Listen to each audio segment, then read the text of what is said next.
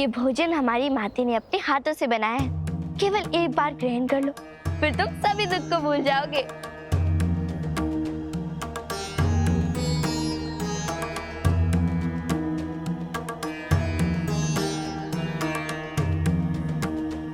एक बार खाओगे तो देखो, तुम अपनी मृत्यु को भूल जाओगे।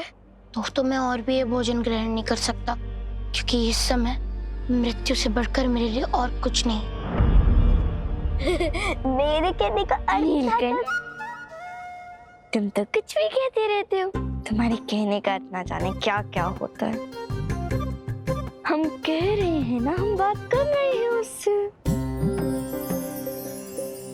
नचिकेता, अब तो हम तुम्हें अपने हाथों से भोजन कराएंगे, और मैं भी।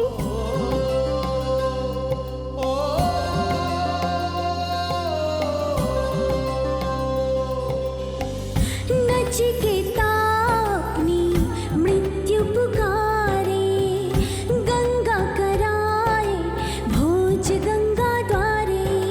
जो मृत्यु का करे आवाहन, गंगा उस दे सुख का जीवन। जय गंगे, जय जय गंगे, हर हर गंगे, जय जय गंगे।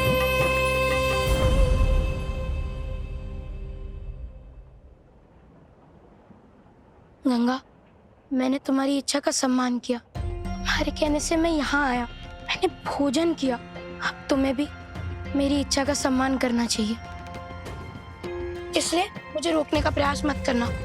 प्रणाम। प्रणाम महारानी। नचिकेता, रुको।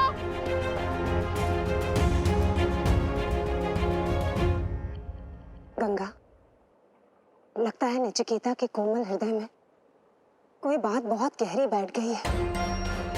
अवश्य ही किसी ने उसे कुछ बहुत कठोर कह दिया है, जिसे वो चाह के भी भूल नहीं पा रहा है। माते, चाहे कोई भी नचिकेता को कुछ भी कहे, हम उसके साथ अनर्थ नहीं होने देंगे। यदि एक बालक ने आज अपनी इच्छा से मृत्यु को प्राप्त कर लिया, तो संसार में इच्छा मृत्यु की अनुचित परंपरा चल पड़ेगी। इसलिए हमें नचिकेता को रोकना होगा।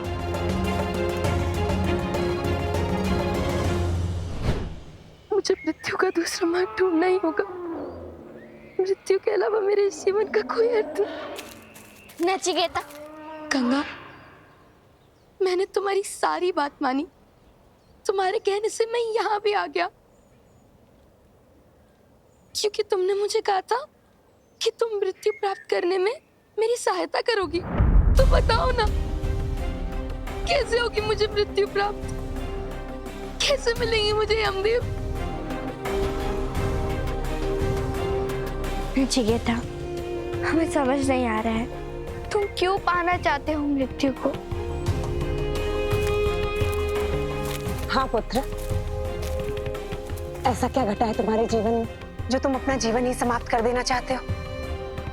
हाँ पुत्र, यह आयु तो प्रसन्नता पूर्वक जीवन व्यतीत करने की है, शिक्षा ग्रहण करने की है, भोजन के आनंद के लिए है, खेलने कूदने के लिए है। तो आप इस बाल्यकाल में मृत्यु क्यों पाना चाहते हैं? नचिकेता, हम जानते हैं ये निर्णय तुम स्वयं नहीं ले सकते। अवश्य ही किसी न किसी ने तुम्हें विवश किया है मृत्यु को प्राप्त होने के लिए। मुझे कोई विवश नहीं कर रहा, किंतु अब मृत्यु प्राप्त करना ही मेरा एकमात्र धर्म है। अवश्य ही किसी ने तुम्हें भ्रमित किया है, क्योंकि हमारे जीवन का सबसे बड़ा ऋण ईश्वर का होता है, और हमारा एक ही कर्म होता है, उनकी भक्ति करना। ईश्वर से पहले भी मेरे जीवन पे किसी और का ऋण है। अब उस ऋण से और ऋण होने का केवल एक ही मार्ग है, वो है मृत्यु का।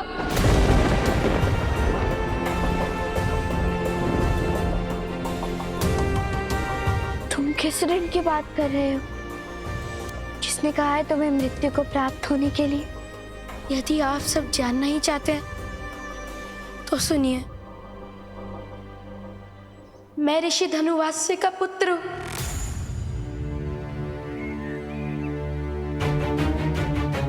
और उन्होंने स्वयं ही मुझे मृत्यु को दान किया है।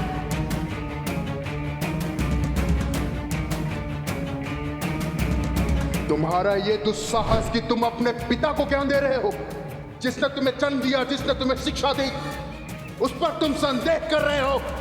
जिसने तुम्हें वाणी दी उससे तुम प्रश्न कर रहे हो, क्योंकि तुम्हारे जैसा मूढ़मती और वाचालक का पूत पालक, ऐसी संतान के होने से तो निसंतान होना ही अच्छा है। जाओ और मृत्यु को प्राप्त हो जाओ। पुत्र, तो क्या आप ऋषि धनुवास्य के पुत्र हैं? पिताश्री, आप ऋषि धनुवास्य को जानते हैं? कौन है ऐसे ऋषि जिन्होंने अपने पुत्र को ही मृत्यु को दान कर दिया? हाँ पुत्री, हम उन्हें भली भांति जानते हैं। उन्होंने इसी हठ योग से परम पिता ब्रह्मदेव की तपस्या की और उनसे ये वरदान प्राप्त किया था।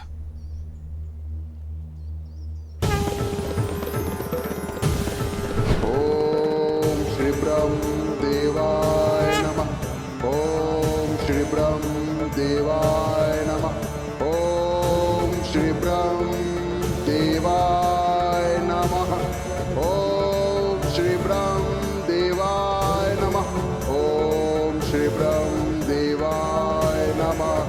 ओम श्री ब्रह्म देवाय नमः। आंखें खोलो पुत्र।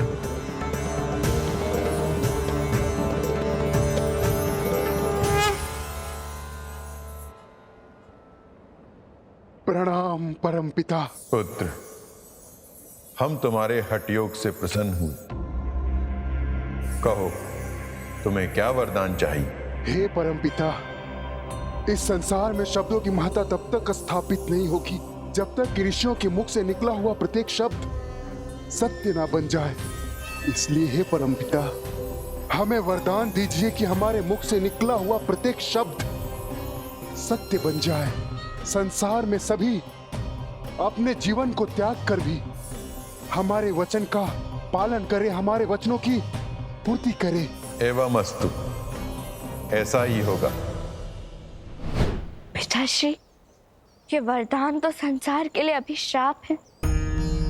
अपने अहंकार और क्रोध में आकर वो किसी का भी अहित कर सकते हैं। हाँ पुत्री, और इसीलिए ब्रह्मदेव ने यह वरदान देने के पश्चात ऋषि को यह चेतावनी भी दी।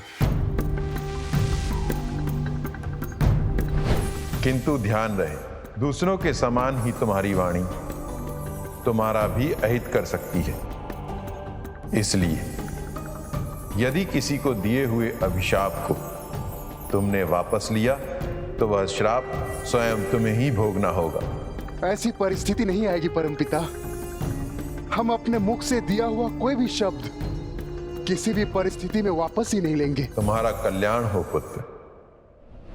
परम पिता ब्रह्मदेव से वरदान प्राप्त करने के पश्चात ऋषि धनुवास्य का क्रोध और अहंकार बढ़ता ही चला गया और भय के कारण किसी में भी उनके सम्मुख बोलने का साहस नहीं था। पिताश्री, चाहे कोई कितना भी क्रोधी हो, अपनी संतान से सब प्रेम करते हैं। हिंसक पशु भी अपनी संतान का हित नहीं करते। तो ऐसा क्या हुआ जो ऋषि धनुवास्य ने अपने पुत्र को ही मृत्यु को दान कर दिया? अभी कुछ समय पूर्व ही मेरे पिता सर्वज दक्षिणा वाले विश्वजीत यज्ञ की तैयारी कर रहे थे।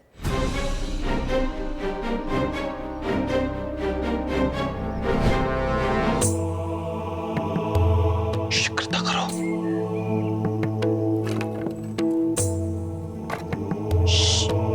ध्यान से।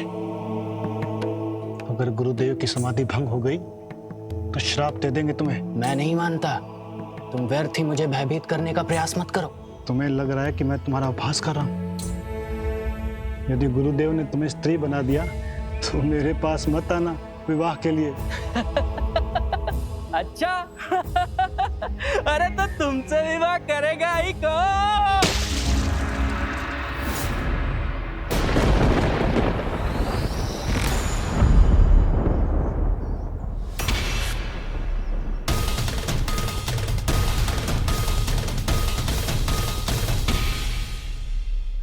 निर्लज्जों, गुरु की समाधि पर हंसी आ रही है तुम्हें? नहीं गुरुदेव, वो तो हम। बस, हमारे सम्मुख बड़े बड़े महात्मा भी मौन रहते हैं और तुम अपने गुरु को उत्तर दे रहे हो। तुम्हें ना तो अपने गुरु को सुनना आता है, ना ढंग से बात करना। इसलिए मैं तुम्हें श्राप देता हूं कि आज से तुम दोनों गूंगे और बहरे हो जाओ।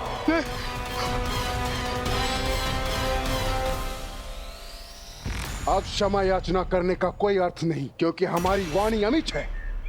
हमारे मुख से निकला हुआ प्रत्येक शब्द सत्य हो जाता है।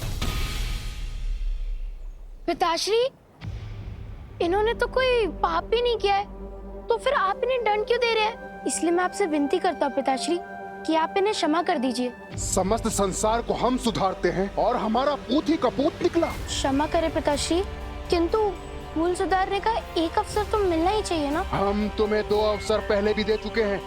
मूढ़ बालक, निकल जा यहाँ से। किंतु पिताश्री, शास्त्रों में लिखा है कि बिना अपराध के दंड देना उससे भी बड़ा पाप होता है।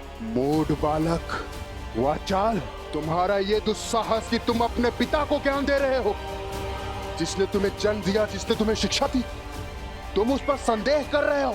जिसने तुम्हें वाणी दी, तुम उससे प्रश्न कर रहे हो। क्षमा करें पिताश्री, किंतु मैं तो आपसे यही विनती कर रहा था।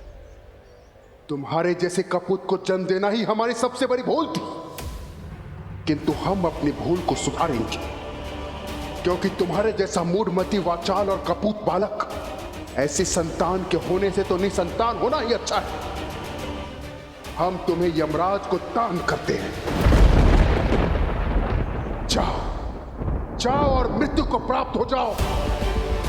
तुम धर्म की बात कर रहे थे ना? पुत्र का सबसे पहला धर्म होता है पिता का ऋण उतारना। अब जीवित रहते तुम अपने पिता का ऋण से उऋण नहीं हो सकते। इसलिए जाओ, जाओ और जाकर अपने मृत्यु का आवाहन करो। जैसी आपकी आज्ञा पिताश्री।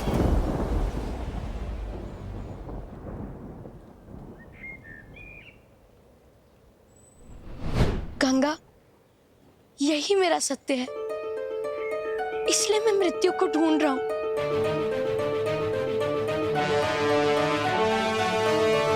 अपने पिता के वचन को पूर्ण करना और उनके ऋण से उऋण होना एक संतान के लिए सबसे बड़ा धर्म होता है।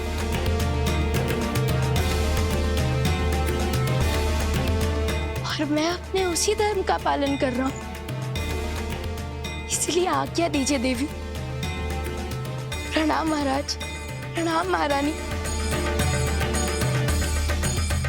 पुत्र, नचिकेता, नचिकेता!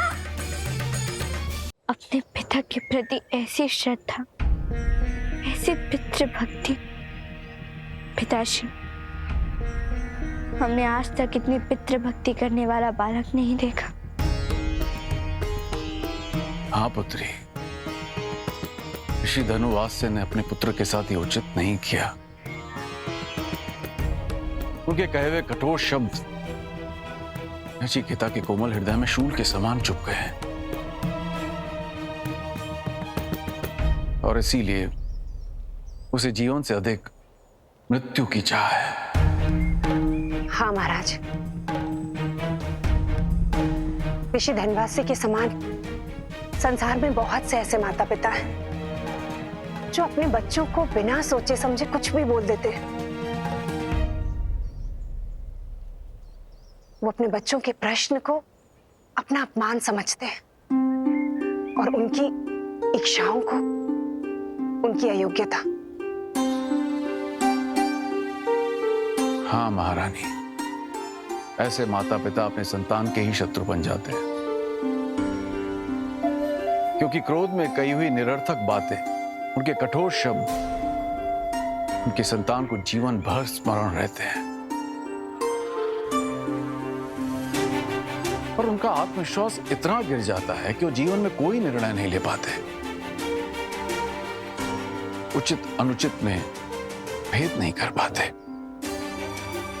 हाँ पिताश्री, यही नचिकेता के साथ भी हुआ है। बाल्यकाल में माता पिता अपने संतान के आदर्श होते हैं, प्रत्येक सच उनके संतानों के लिए सत्य होता है। इसलिए आज हमें कुछ ऐसा करना होगा जिससे जो नचिकेता के साथ हुआ है वो किसी और के साथ कभी ना हो। अब हम क्या करें गंगा? कैसे रक्षा करें नचिकेता की? वो तो अपने पिता की बात सुनकर अपनी मृत्यु को ही स्वयं का धर्म समझने लग गया है। नीलकंठ, हम नचिकेता के हृदय तभी शांत होगा जब उसके पिता द्वारा कही गई बातें उसके हृदय और मस्तक से मिट जाएगी। आओ मृत्यु, ओ मृत्यु, मृत्यु मृत्यु, आओ मृत्यु, ओ मृत्यु, मृत्यु मृत्यु। नचिकेता तो पुनः मृत्यु का आह्वान कर रहा है। अब हम क्या करें गंगा?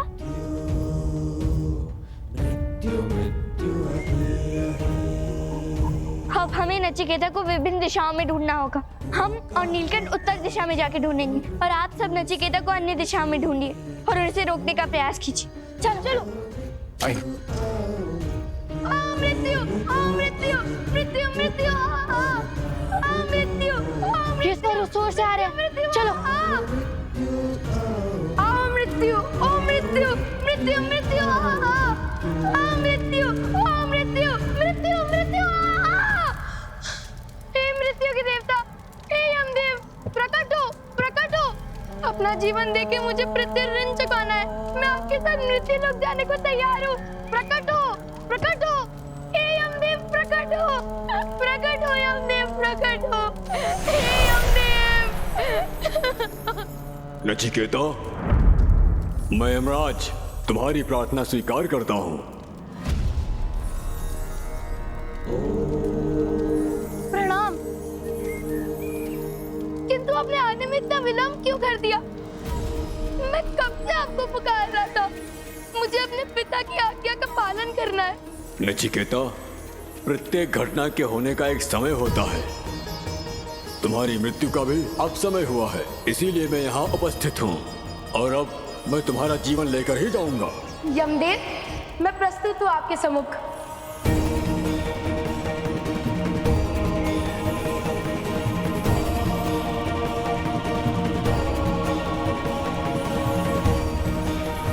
ठहरिए यमदेव, रोक दीजिए अन्याय।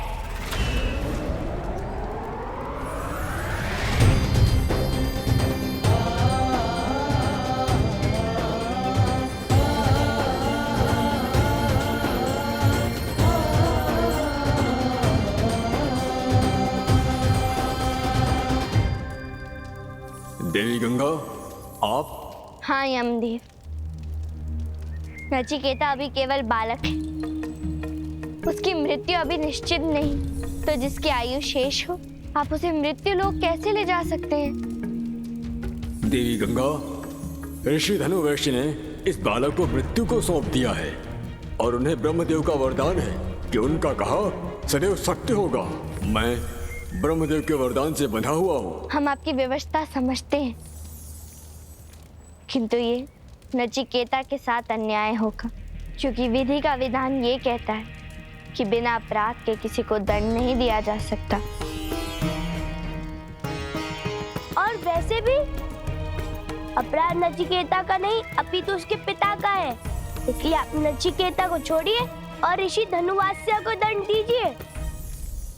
यह संभव नहीं है, क्योंकि नचिकेता ने स्वयं हमें आमंत्रित किया है और अब मैं इसके प्राण लेकर ही जाऊंगा।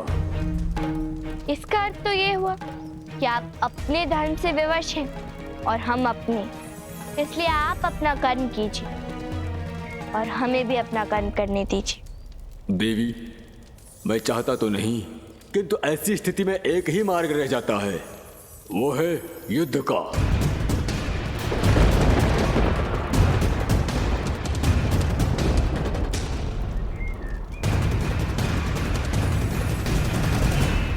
आपको युद्ध से भय लगता है?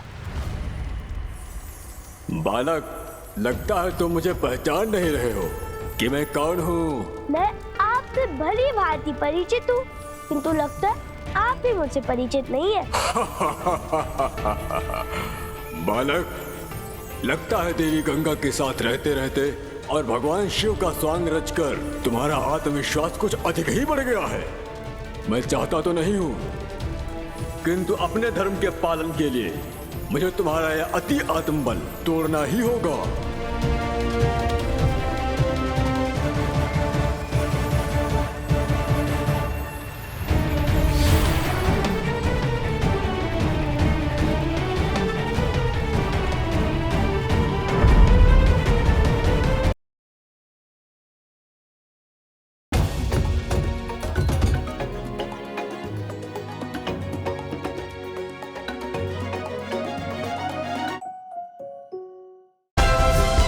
Like, share, subscribe and click on the bell icon to never miss an update from Ishara.